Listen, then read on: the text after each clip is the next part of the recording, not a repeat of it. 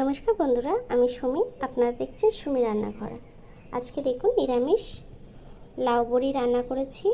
একদমই নিরামিষের দিনে কিন্তু আপনারা খুব সহজেই কম মশলায় বানিয়ে খেতে পারেন বাড়িতে। আমার এই ভিডিওটা ফুল দেখার অনুরোধ রইল। ভিডিওটা যদি ভালো লেগে থাকে তো চ্যানেলটাকে সাবস্ক্রাইব করে দেবেন, ভিডিওটায় লাইক দিয়ে দেবেন।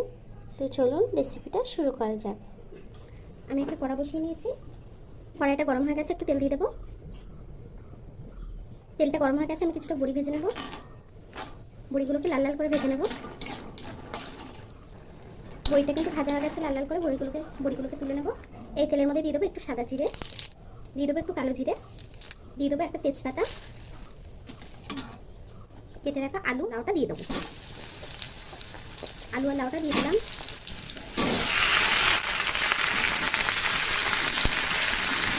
দিয়ে দেবো 1 চামচ হলুদ গুঁড়ো, দিয়ে দেবো স্বাদ মতো নুন,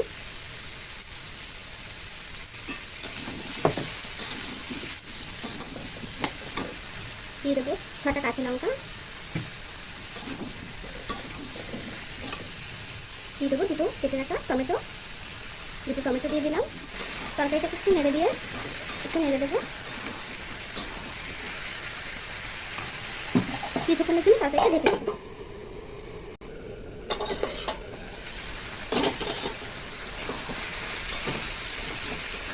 দেখুন বন্ধুরা, লাউটা কিন্তু অনেকটা কষে এসছে, লাউটা নরম হয়ে গেছে। এখন একটু আদা আর জিরে বাটা দিয়ে দেবো।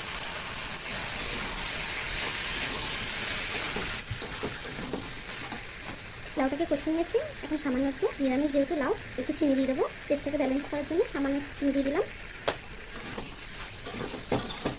এখন তরকারিটা সুন্দর করে কষানো হয়ে গেছে। এখন জল দিয়ে দেবো। সামান্য একটু গরম জল দিয়ে দিলাম।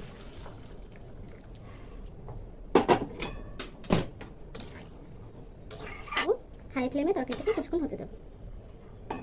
দেখুন বন্ধুরা, তরকারির ঝোলটা কিন্তু ফুটে গেছে। এখন আমি যে বড়িটা ভেজে রেখেছিলাম সেই বড়িটা কিন্তু আমি গোটা দেবো না, একটু ভেঙে নিয়েছি ঝুড়ি ঝুড়ি করে। হালকা করে সেই ভাঙা বড়িটা ওপর থেকে দিয়ে দিলাম। তরকারিটাকে আরও কিছুক্ষণ হতে দেবো। দেখুন বন্ধুরা, আমার তরকারিটা কিন্তু হয়ে গেছে। একটু ঝোলঝোলি নামাবো। দেখুন আলু লাউ কিন্তু খুব সুন্দরভাবে গলে গেছে। এখন আমি তরকারিটাকে নামিয়ে নেবো। নামানোর আগে ওপর থেকে দিয়ে দেবো 1 চামচ পাঁচফোড়নের গুঁড়ো। এখন তরকারিটাকে নামিয়ে নেবো।